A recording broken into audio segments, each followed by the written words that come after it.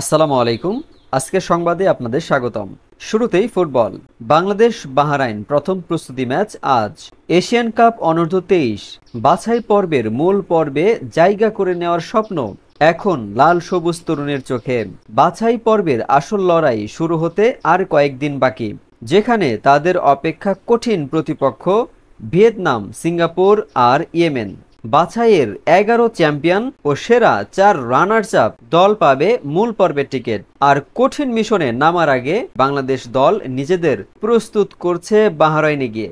সেখানে স্বাগতিকদের অনূর্ধ্ব 23 দলের বিপক্ষে দুটি প্রস্তুতি ম্যাচ খেলেই নিজেদের সামর্থ্য যাচাই করবে দল, যার মধ্যে একটি প্রস্তুতি ম্যাচ মাঠে গড়াবে আজ। আর এই ম্যাচে লাল সবুজের যুবকদের লক্ষ্য নিজেদের মেলে ধরার, দুর্বলতা খুঁজে বের করার এবং লড়াইয়ের মানসিকতা গড়ে তোলার। দীর্ঘ ভ্রমণ শেষে দল নেমেছে মাঠে, মানিয়ে নিয়েছে আবহাওয়ার সঙ্গেও। আর এখন অপেক্ষা মাঠের সেই চূড়ান্ত পরীক্ষার। যদিও প্রথম ম্যাচে থাকছেন না দলের তারকা মুখ শেখ মোরসালিন, এমনটি জানিয়েছে দলের হেড কোচ টিটু। বাংলাদেশ সময় আজ রাত 9টায় গড়াবে ম্যাচটি। চলতি মাসের শুরু থেকেই দেশে অনুশীলন ক্যাম্পে ব্যস্ত ছিল অনূর্ধ্ব 23 দল। আগামী বছর সৌদি আরবে বসবে এএফসি অনূর্ধ্ব 23 এশিয়া কাপ।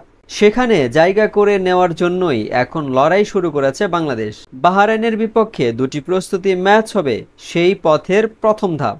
সুপ্রিয় দর্শক, আশা করি ভিডিওটি আপনাদের ভালো লেগেছে। আমাদের পরবর্তী ভিডিও পেতে আমাদের সাথেই থাকুন। সবাই ভালো থাকুন, সুস্থ থাকুন। আল্লাহ হাফেজ।